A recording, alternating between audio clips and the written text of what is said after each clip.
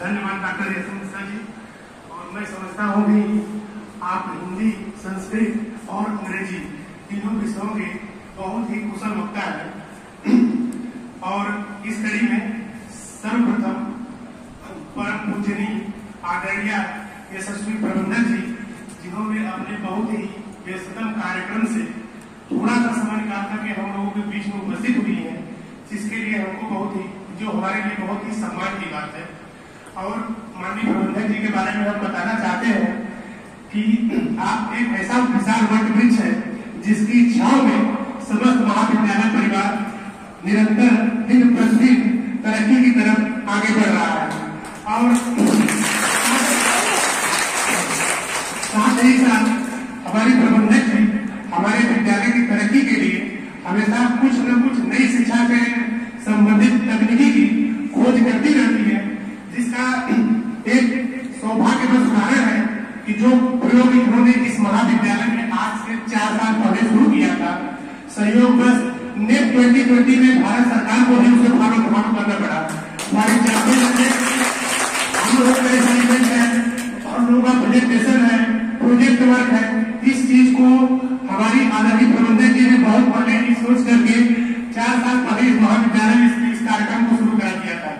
और आज ये पूरे भारतवर्ष में संचालित है। और इसके लिए आपने, मुझे लगता है कि आप बहुत ही काम साधना के साथ इस सोच को आपने आगे बढ़ाया होगा, जो सबको फॉलो करना पड़ रहा है। तो आगे चलते हैं। हमारे बीच में उपस्थित है परम आदरणीय ऊर्जावान हमारे डायरेक्टर सर, जो महाविद्यालय के बच्चों के सभी कर्मचारियों के हर कार्य में यथासंभव मदद करते हुए हमारे प्रमुख जी के, आदरणीय प्रबंधक जी के सपनों को, उनके साकार सोच को हमेशा आगे बढ़ाने में चार लगाने का कार्य करते रहते हैं। आप सभी हम बहुत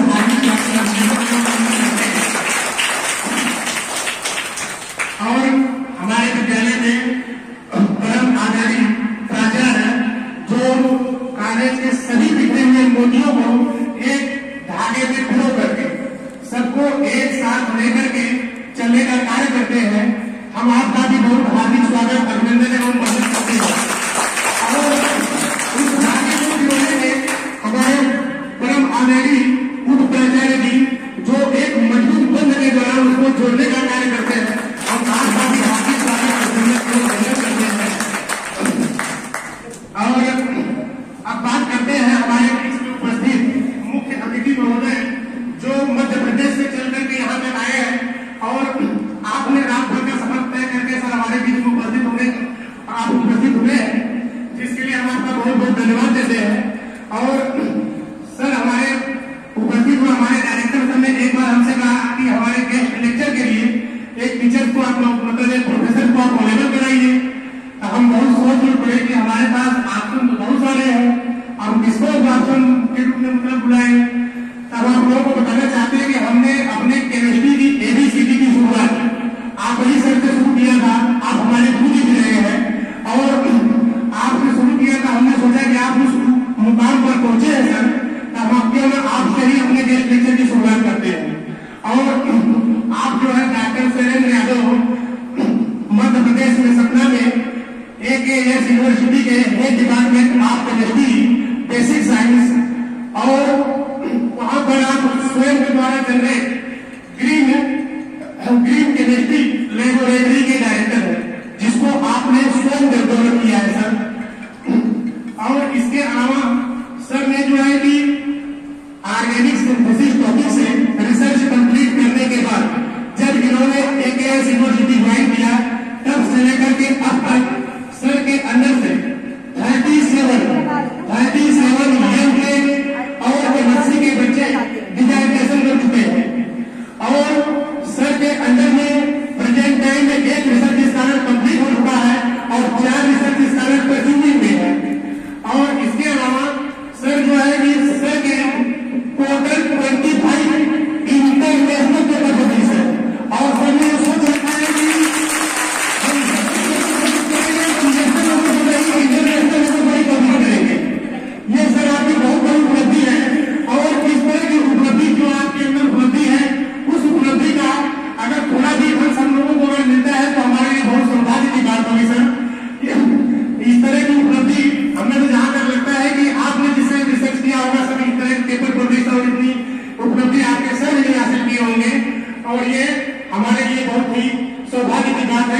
हमारे बीच में उपस्थित हुए हैं और हम आपको सर आमंत्रित करते हैं कि आप मंच पे आए और अपने ज्ञान और बुद्धि प्रकाश से हम लोगों को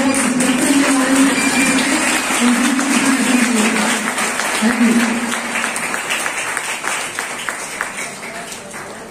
Respected dignitaries, management, director sir, principal sir, और heads department of chemistry, Virendra ji, और faculty members और प्रिय विद्यार्थी, मैं यहाँ पे वीरेंद्र जी के द्वारा आमंत्रित किया गया हूँ। जैसा इन्होंने बताया कि ये मेरे शिष्य भी रहे हैं, तो मेरे शिष्यों की श्रृंखला बहुत बड़ी है। हालांकि बहुत ज्यादा एज तो अभी नहीं हुई है मेरी, लेकिन मैं बहुत ही बिगनिंग से अपने एजुकेशन लाइफ की बिगनिंग से ही टीचिंग का काम शुरू कर दिया, इसलिए मेरी श्रृंखला बहुत बड़ी है और उसमें बहुत से उत्कृष्ट पेड़ हैं, जिनमें से एक उत्कृष्ट पेड़ जो है तो जो आपके बीच में मौजूद है और ज्ञान का ये विस्तार कर रहे हैं, जो अपने से प्राप्त किया है और जो मुझे प्राप्त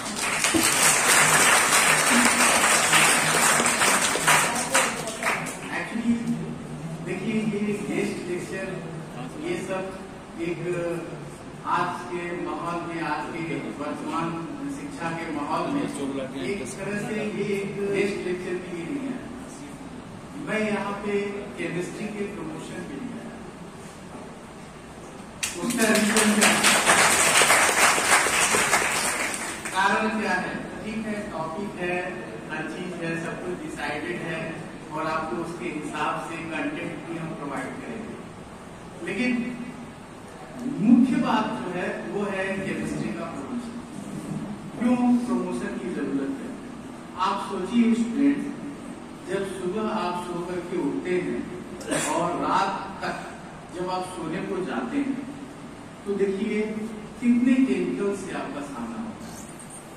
सुबह सो के उठिए, सोचिए जो चीज आपके सामने आती है वो केमिकल ही रहता होगा और रात में जब तक आप सो नहीं जाते होंगे तब तक केमिकल्स।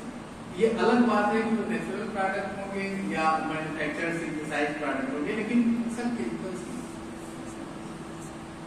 सब ये जो बायोलॉजिकल सिस्टम हमारा बना हुआ है, लिविंग नॉन लिविंग केमिकल्स, सब एटम और मॉलिक्यूल से मिलकर के बना हुआ है।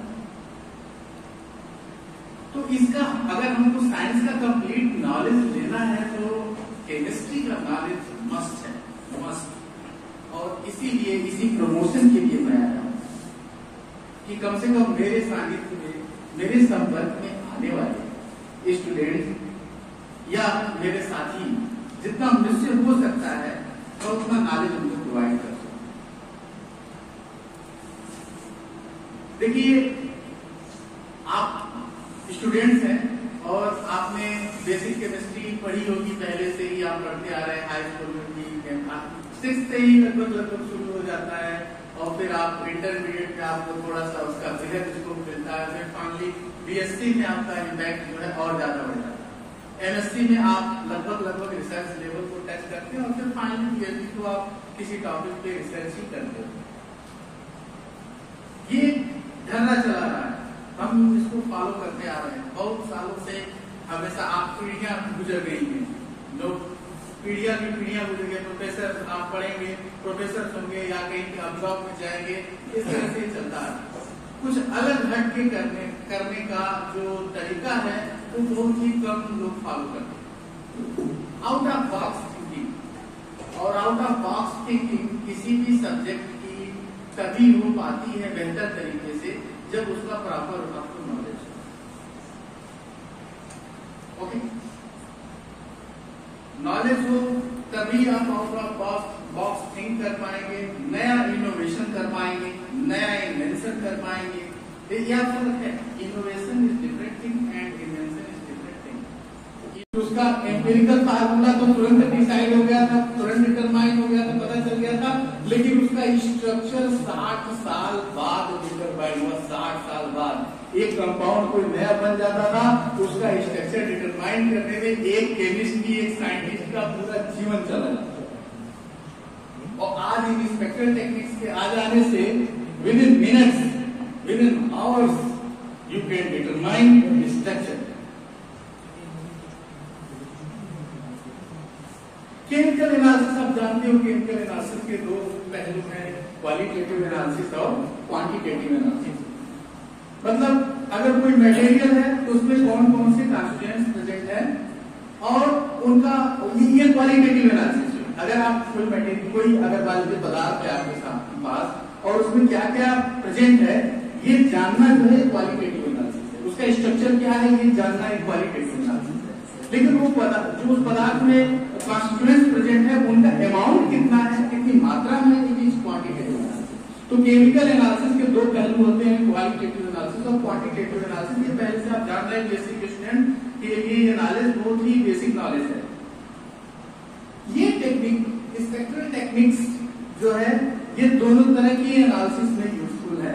और पहले यही हम क्या करते थे, कोई ऑर्गेनिक कंपाउंड बन गया, कोई कंपाउंड बन गया, ये नंबर बहुत सारे केमिकल टेस्ट परफॉर्म किए जाते थे, उसमें बहुत सारा नया कंपाउंड बर्बाद होता था, टाइम वेस्ट होता था, सॉल्वेंट वेस्ट होता था, रीजेंट वेस्ट होता था, सब के सब इतना सारा वेस्ट करने के बाद कभी कभी तो ऐसा होता था कि हमारे हाथ कुछ नहीं लगता था, पूरा का पूरा जीवन चला जाता था वैज्ञानिक का और उसके हाथ में कुछ नहीं लगता था।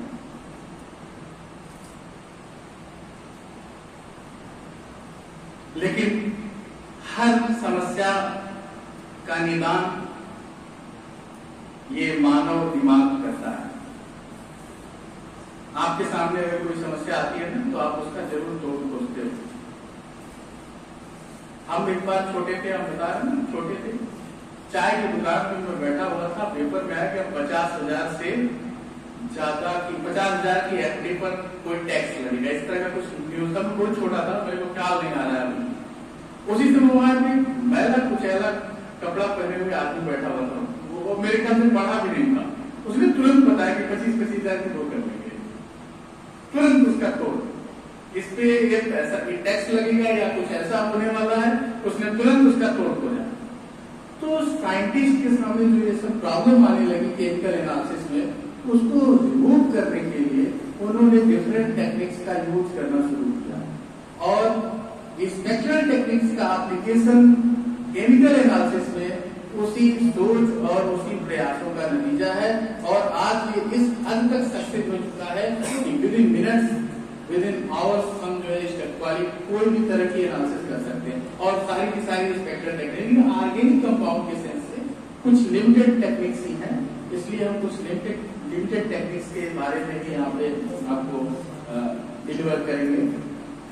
देखिए, ऑर्गेनिक कंपाउंड या कोई ड्रग, ऑर्गेनिक कंपाउंड कोई भी, आपको मैंने बहुत सारा बताया कि सभी जगह मैक्सिमम हर फील्ड में ऑर्गेनिक कंपाउंड का यूज है। तो अगर कोई नया कंपाउंड किसी नए प्रयोग, किसी नए काम के लिए आपने बनाया है, जैसे हमने अभी हमारे रिसेंट पेपर जो है एल्जेवियर पब्लिकेशन के green chemistry research sustainable green chemistry opinion में पब्लिश हुआ है, और उसमें हमने करीब 8 नए ग्रीन पेस्टिसाइड्स का सिंथेसिस किया और सबका कैरेक्टराइजेशन जो है वो स्पेक्ट्रल टेक्निक्स से।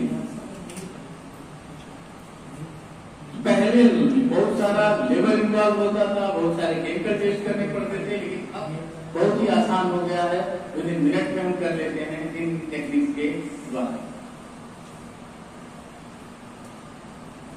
देखिए, जो डिलीवरी है मेरी, उसका कंटेंट है spectroscopy and its importance, introduction to common spectral techniques used for identification of organic compound, specific spectral technique and information regarding molecular structure, and कुछ लास्ट में कुछ प्रैक्टिस करेंगे compound, how can we determine. Okay, what is spectroscopy? You know well, spectroscopy is a branch of science dealing with the study of all form of electromagnetic radiations with matter. ये actually घटना physics की है। Interaction electromagnetic radiation का matter के साथ होता है, ये आप जानते हैं कि ऑलरेडी नोन घटना वो पहले से ही। इंटरेक्शन क्यों होता है? क्योंकि जो मैटर है वो या तो मॉलिक्यूलर फॉर्म में होता है, या तो अगर आप उसको एटॉमिक फॉर्म में दिया है तो एटॉमिक फॉर्म में होगा, और उसका एक फिक्स एनर्जी लेवल है। मतलब मैटर का जो एनर्जी होता है वो क्वांटाइज होता है।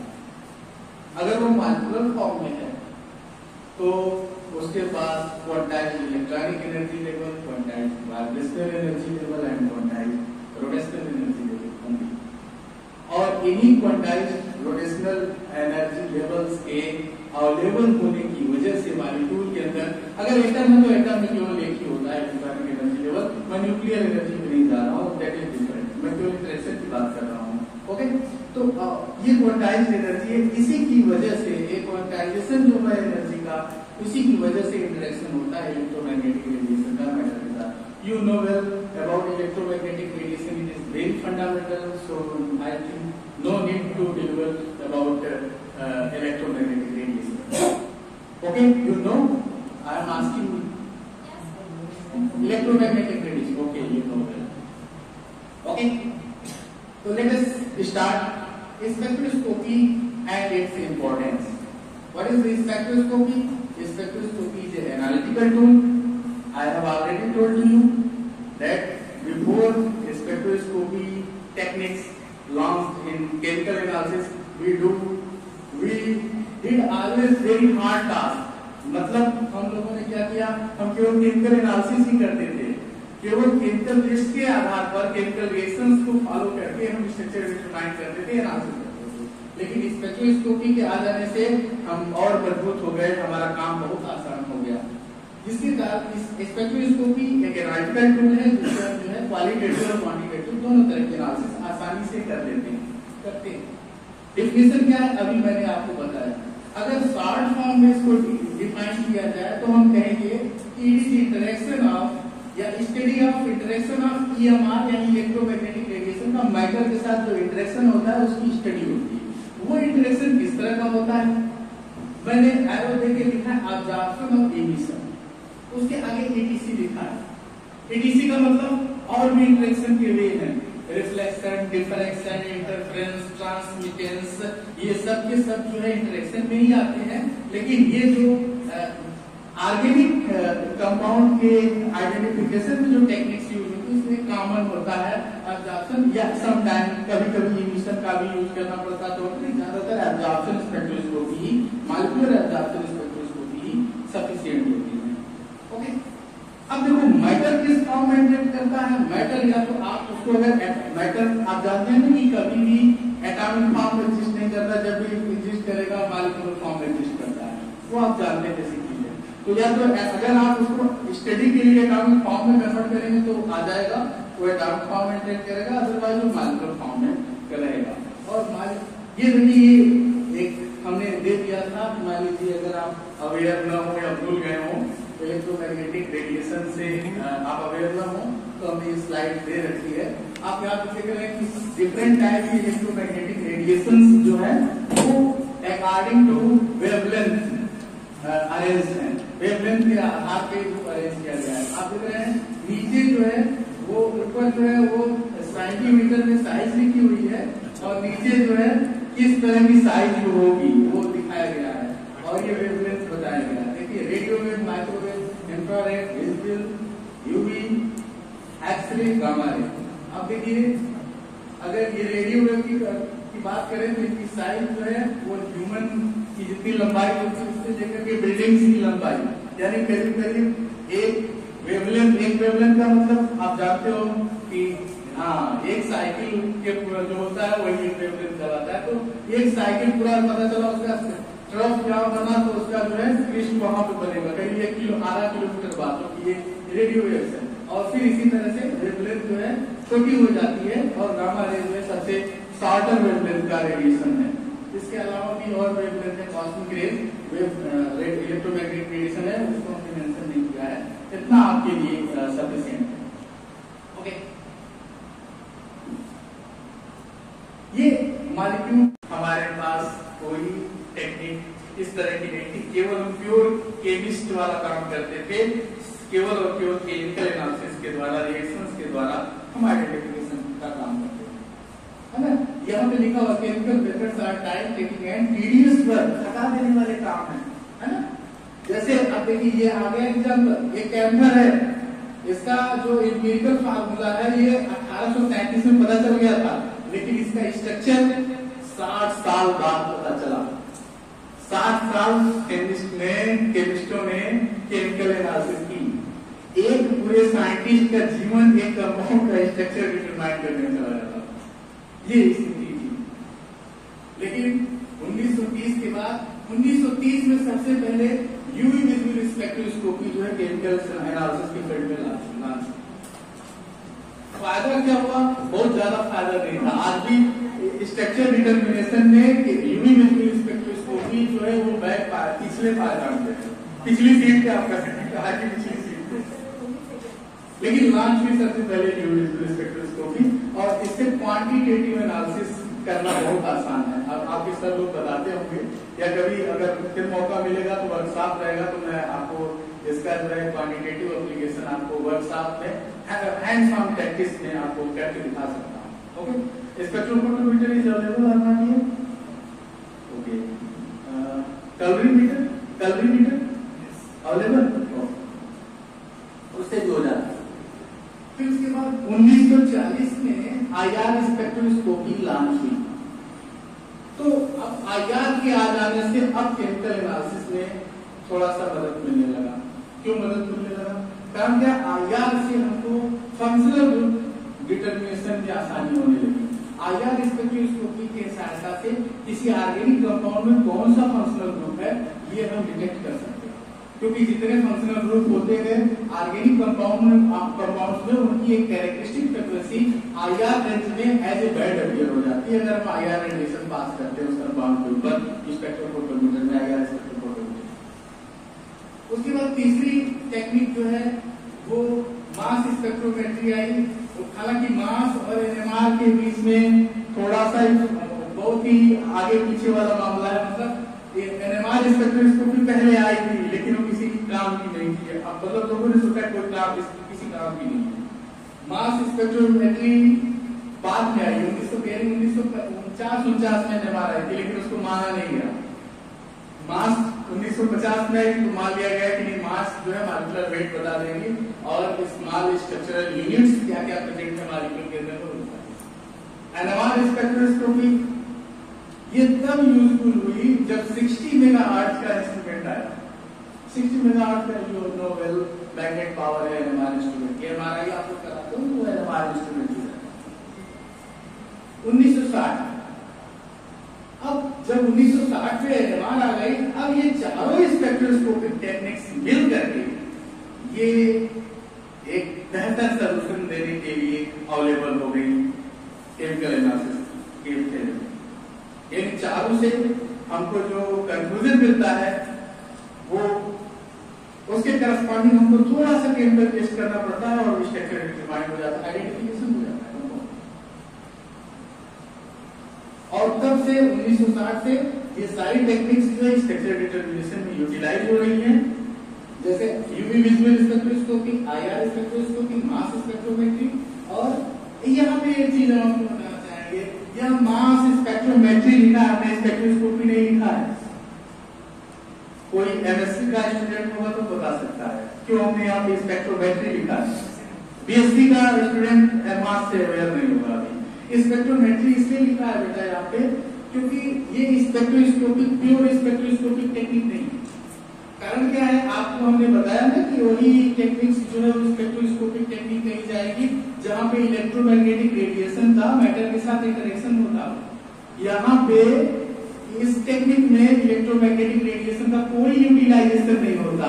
तो यहाँ पे क्या होता है, मॉलिक्यूल के ऊपर जो कंपाउंड रहता है उसके ऊपर हाई एनर्जेटिक इलेक्ट्रॉन का हम बम्बार्डमेंट कर देते हैं, मॉलिक्यूल आयनाइज होता है और फिर डिफरेंट कैरेक्टरिस्टिक फ्रेगमेंट्स में टूट जाता है। और वही फ्रेगमेंट जो मिलते हैं, जो पैटर्न मिलता है फ्रेगमेंटेशन का, वो मॉलिक्यूल की आइडेंटिटी को बताता है, मॉलिक्यूल को उसका स्ट्रक्चर डिटरमिनेशन कराता है। अब तो इनके अब यूज से बहुत ही आसान हो गया है स्ट्रक्चरल डिटरमिनेशन। चलिए हम इन चारों टेक्निक से थोड़ा थोड़ा अवेयर होते हैं और इसके अकॉर्डिंग फिर प्रैक्टिस करेंगे। तो सबसे पहले हम यूवी विजुअल स्पेक्ट्रोस्कोपी पे जिक्र करेंगे क्योंकि सबसे पहले यही लॉन्च हुई थी। इसका रेंज आप जानते हैं 200 से 800 नैनोमीटर, 400 से 800 नैनोमीटर वो आपका विजुअल रेंज है और 200 से 400 ये अल्ट्रावायलेट रेंज है।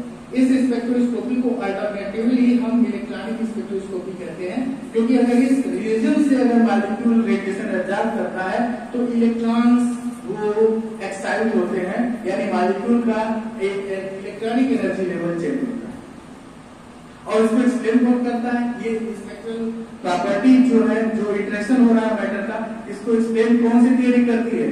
वेरी गुड, कोई बताएगा? स्पेक्ट्रल प्रॉपर्टीज को कौन सी थियरी एक्सप्लेन करती है? वेरी गुड, ये जो हम लिखते हुए हैं ये बैलेंस बॉन्ड मेथड है, आप जानते हो ना बैलेंस बॉन्ड थियरी। अरे भाई श्रोडिंगर वेव इक्वेशन किसी मॉलिक्यूल के लिए सॉल्व नहीं किया जा सकता, तो इसलिए हम क्या करते हैं अप्रोक्सीमेशन यूज करते हैं। और अप्रोक्सीमेशन कौन कौन से हैं? बैलेंस बॉन्ड और मॉलिक्यूलर ऑर्बिटल थियरी, यही ना तो है।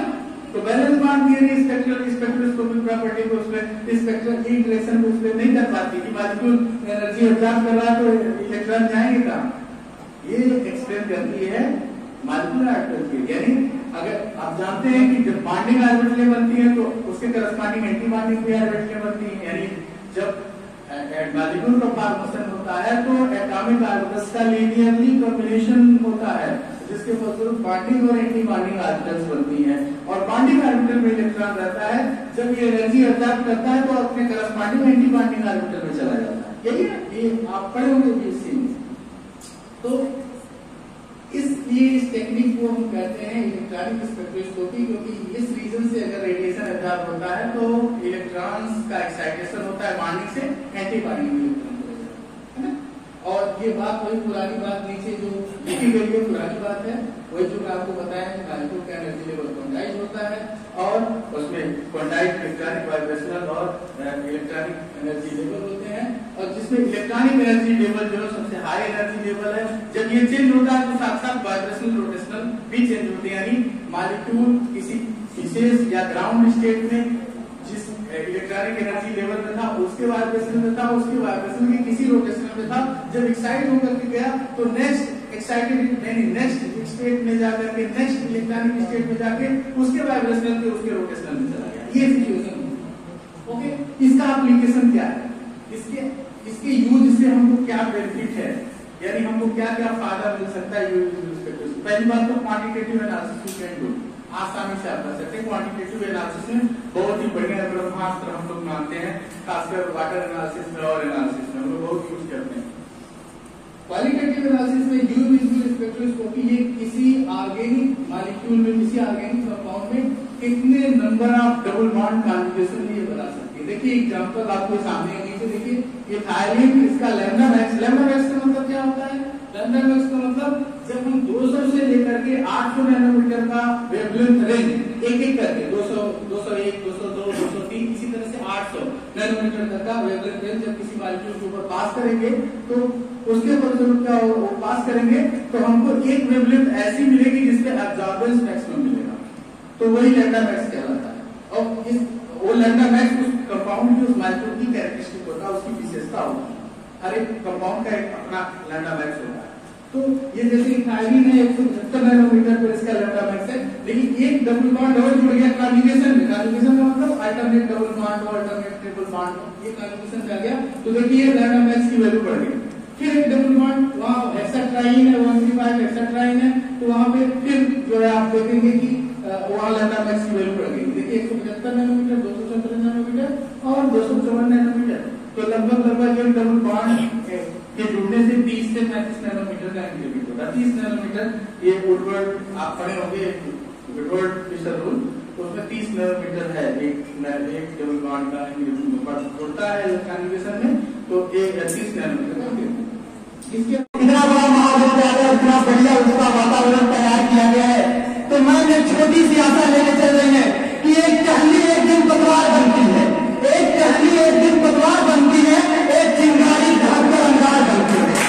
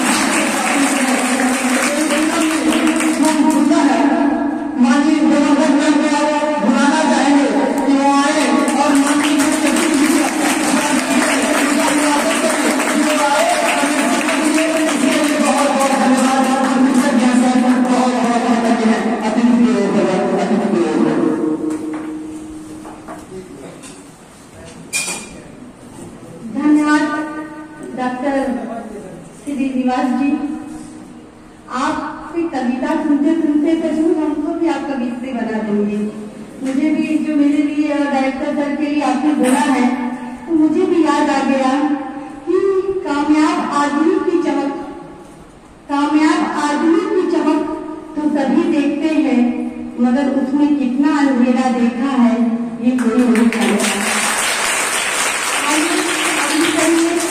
जैसा कि आज हम सभी लोग जानते हैं कि आज के हमारे मुख्य अतिथि प्रोफेसर डॉक्टर शैलेंद्र कुमार यादव जी जो हमारे बीच उपस्थित हैं, वो हमारे head department of chemistry basic science AKS university Satna MP में पोस्टेड है। और आज ये हम सभी लोगों के बीच में महत्वपूर्ण बिंदु identification of organic compounds of spectral तकनीक के महत्वपूर्ण बिंदु पे आज व्याख्यान देने हम सभी लोगों के बीच में आए हैं। और मैं प्रोफेसर साहब को इस संस्था की तरफ से तहे दिल से हार्दिक स्वागत एवं अभिनंदन करते हैं। मैं आपका आभार व्यक्त करती हूँ कि आपने अपना अमूल्य समय निकालकर इस विद्यालय को में पधारे और हमारे बच्चों को ये महत्वपूर्ण विषयों पे सारी चीजों को विवरण किया, जो कि मैं केमिस्ट्री की स्टूडेंट तो नहीं हूँ, मैं आपके डायरेक्टर सर आपके PMC ग्रुप के स्टूडेंट हैं। मैं उनसे बार बार यही पूछ रही थी क्या बता रहे हैं सर, क्या तो बोले कण के बारे में बता रहे हैं और किस सेमेस्टर में कितने कण पाए जाते थे। अच्छा ठीक है, न्यूट्रॉन प्रोटॉन इलेक्ट्रॉन, हाँ जितनी भी चीजें हैं आपके चीजों से मुझे लगता है कि आप लोगों को बहुत अच्छा लग रहा है। और सर जी ने आपको आमंत्रित भी किया है और कि आप सतना आने के लिए आप लोग रेडी हैं तो हम भी तैयार हैं। और प्यारे स्टूडेंट जो भी आप चाहेंगे जैसे भी चाहेंगे हम आपको हर तरह से पढ़ाएंगे। ये मैनेजमेंट की तरफ से मेरा वादा है कि आप जैसे जो मुझसे सुविधा चाहेंगे वो मैं पढ़ाऊंगी। बस आप लोग पढ़िए, अपने विचारों से अपनी चीजों से मत पीछे हटिएगा। और मैं बार बार कहती आई हूँ और फिर कहूंगी कि आपका उद्देश्य एकदम स्थिर अधिक होना चाहिए ताकि आप कामयाबी की मंजिल को छुए। और आप जो आज विषय की महत्ता को समझते हुए आज जो सर जी बताए हैं उसको आप सुने हैं, आपके चीजों से लगा कि आप सुने हैं और आत्मसात भी करेंगे और अपने जीवन में उसको प्रयोग भी करेंगे। अपने उज्जवल भविष्य के साथ साथ हमें पूरा विश्वास है कि आने वाले समय में आप एक स्वस्थ समाज की रचना करने में सहायक होंगे। तो डियर बच्चों, आज प्रोफेसर साहब की भावनाओं को देख के लग रहा है कि वो सतना से आ करके वो आप लोगों के बीच में अपने सब्जेक्ट अकॉर्डिंग मतलब जो है खिल रहे थे, बोलने को खिल रहे थे। इनका सब्जेक्टिव नॉलेज इतना स्ट्रॉन्ग था कि वो इतना आप लोगों को बताना चाहते थे, इतना देना चाहते थे कि आपके लिए वो समय भी कम पड़ गया और फिर भी चीजें खत्म नहीं हुई। तो मैं अपने वीरेंद्र जी डॉक्टर वीरेंद्र जी कमेटी से ये निवेदन करना चाहूंगी, आपको बहुत बहुत धन्यवाद। मेरे प्यारे बच्चों को बहुत अच्छा लगा। मैं प्रोफेसर साहब को भी निवेदन करूंगी कि जब वो यहाँ आएंगे अपना कीमती समय हम लोगों हमारे प्यारे बच्चों को जरूर देंगे। तो मैं आपको ये कहना चाहूंगी फिर मैं आप लोगों से ये प्यारे बच्चों कहूंगी कि मेरे प्रोफेसर की तरह ब्लूम माने खिलो, Bloom where you are going to be planted, I heartily blessing to you.